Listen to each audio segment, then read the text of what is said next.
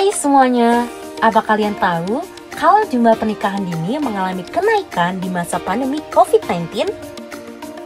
Kementerian Pemberdayaan Perempuan dan Perlindungan Anak atau Kementerian PPPA melaporkan peningkatan angka perkawinan anak berusia di bawah 18 tahun. Bahkan, temuan Bappenas mengungkap ada sekitar 400-500 anak perempuan usia 10-17 tahun beresiko menikah dini. Waduh, ngeri banget gak sih? Yang kalian harus tahu, pernikahan dini memiliki sejumlah dampak buruk loh, khususnya bagi perempuan, seperti kesehatan reproduksi dan ekonomi. Nah, untuk itu penting bagi kalian mengetahui persiapan perencanaan berkeluarga pada remaja.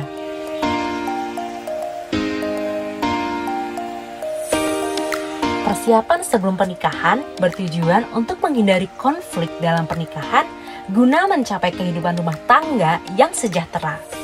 Persiapan yang dilakukan sebelum pernikahan termasuk 1.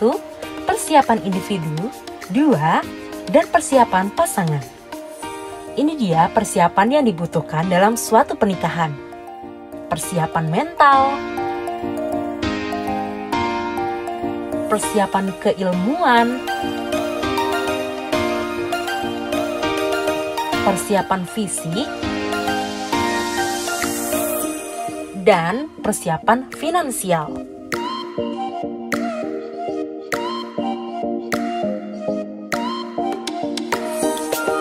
Kementerian Kesehatan Republik Indonesia di tahun 2016 menyatakan bahwa keluarga merupakan unit terkecil dari masyarakat yang terdiri atas kepala keluarga dan tinggal di suatu tempat di bawah satu atap dan terdapat beberapa orang yang berkumpul dalam keadaan saling ketergantungan disebut dengan keluarga.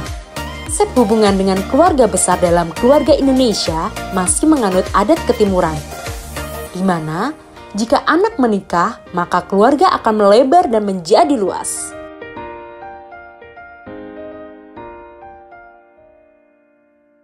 Keluarga sejahtera adalah dambaan bagi setiap individu. Akan tetapi, banyak faktor yang berpengaruh untuk dapat mencapai kondisi tersebut. Salah satunya adalah bagaimana menerapkan 8 fungsi keluarga. BKKBN membagi fungsi keluarga menjadi 8 fungsi, yaitu fungsi keagamaan, fungsi sosial budaya, fungsi cinta dan kasih sayang, fungsi perlindungan, fungsi reproduksi, fungsi sosialisasi dan pendidikan, fungsi ekonomi,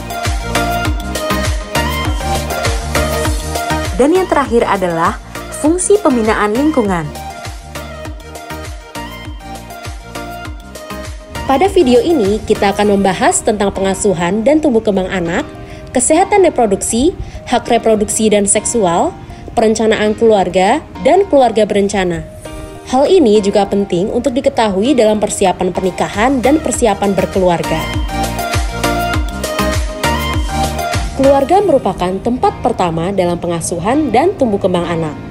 Keterampilan dengan pola yang berbeda-beda merupakan pengasuhan atau biasa kita sebut parenting.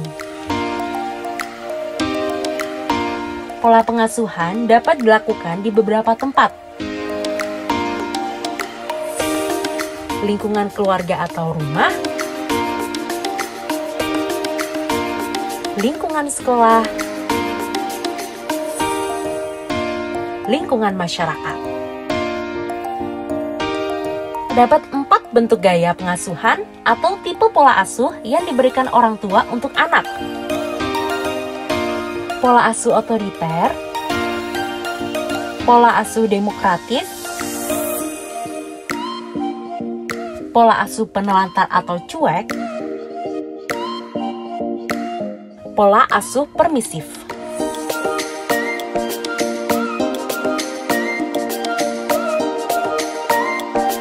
Menurut WHO, Kesehatan reproduksi adalah di mana individu tidak memiliki penyakit atau cacat dalam sistem dan fungsi serta proses reproduksinya dan sejahtera baik secara fisik, mental, dan sosial secara utuh.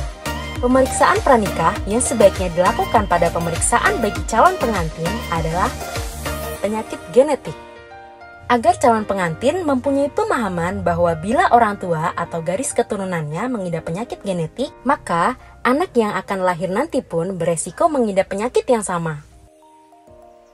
Penyakit tertentu yang diturunkan misalnya kecenderungan diabetes mellitus, hipertensi, kelainan jantung, dan lain sebagainya harus mengontrol gula darahnya karena dapat meningkatkan resiko kecacatan janin dan gangguan kesehatan ibu hamil lainnya. Penyakit infeksi, misalnya penyakit menular seksual atau PMS, hepatitis B, HIV, dan AIDS.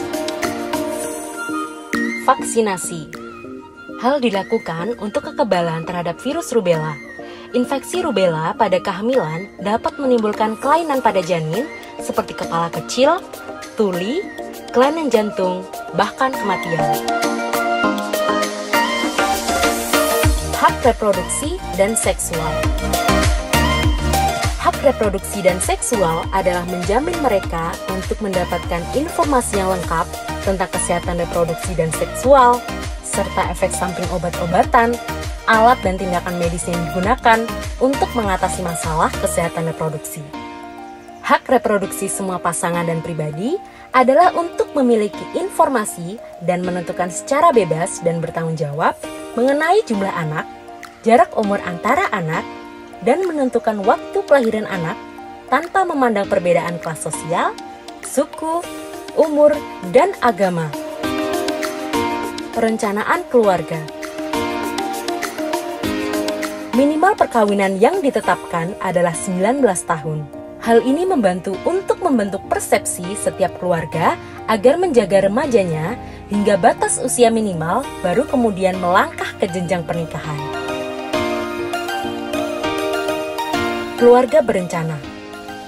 Keluarga berencana atau KB menjadi salah satu upaya keluarga untuk memberikan perlindungan pada hak reproduksi perempuan, khususnya dalam menentukan kehamilan dan jarak melahirkan yang dikehendaki sesuai dengan tingkat kesiapan ibu dan biaya pendukung reproduksi sehat. Pernikahan dini merupakan bukti perencanaan dan kesiapan yang belum maksimal akan membuat bahaya bagi masa depan remaja itu sendiri. Untuk itu, penting bagi kita untuk siap dalam segala aspek sebelum memutuskan menikah. Semoga edukasi ini bermanfaat dan sampai jumpa!